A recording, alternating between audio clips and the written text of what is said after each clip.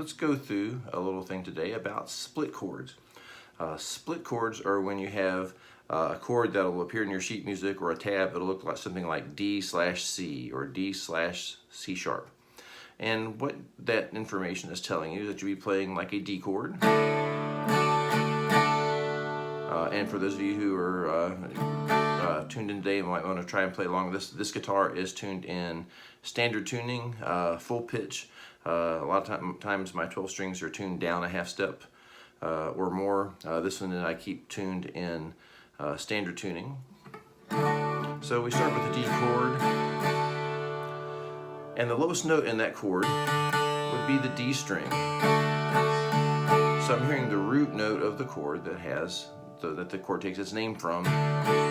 Now, if I want to play a different note against that, I could do that. I could play this D chord. I'm going to take my second finger off and I'm going to put this on this C note right here, which is on the 3rd fret of the 5th string.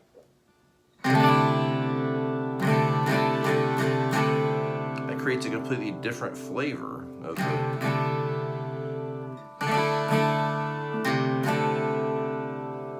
Now I could play like a B, which would be on the 2nd fret of that 5th string.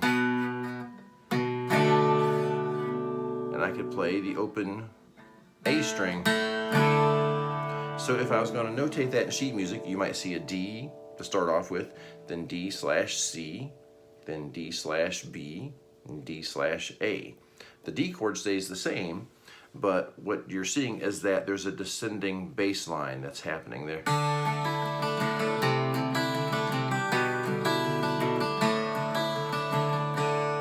Okay. So when you see those split chords, you have a couple of options. Let's say you're playing with a worship band at your church, or you're in your garage band, you're playing with some friends, and you have a bass player. Well, the bass player is going to cover that descending bass line, and so you could just strum away on the chord, and the bass player is going to do that walking bass line down. If you're playing by yourself or in a small group where you don't have a bass player, you might need to cover that part yourself, and so that's where the split chords come in. So this D, my root note goes C, B, A. I could go right on down the scale. I could, let's go down a D scale. D, C sharp, B, A, G, F sharp, B, and then I'll go back to D. I'm going to walk down the entire scale backwards. D, C sharp, B, A, G, F sharp, B, and then up an octave to D. So I don't have a string I can go lower than that. If you had a 14-string guitar, you could go lower. And that's a thing you see a lot in like Jim Croce's music, John Denver's music. Let's see. What I'm gonna do is I'm gonna leave my bottom string open here as I'm playing my D chord. I think it sounds cool, but what it does, it allows me to have my 2nd and 4th fingers to do the walk down. So my walk down is going to be D, then C sharp, then B, then A, then reach over, so the 3rd finger is going to, or 2nd finger is go to the 3rd fret to cover G, then F sharp,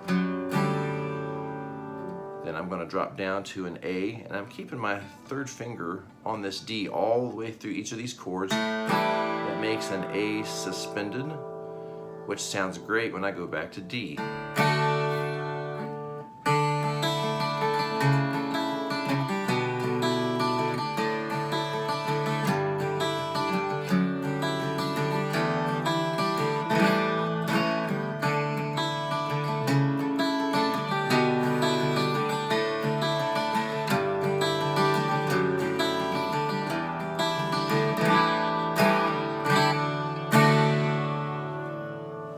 Give that a try, and let me know what you think of it in the comments. Thanks for watching, and keep on strumming.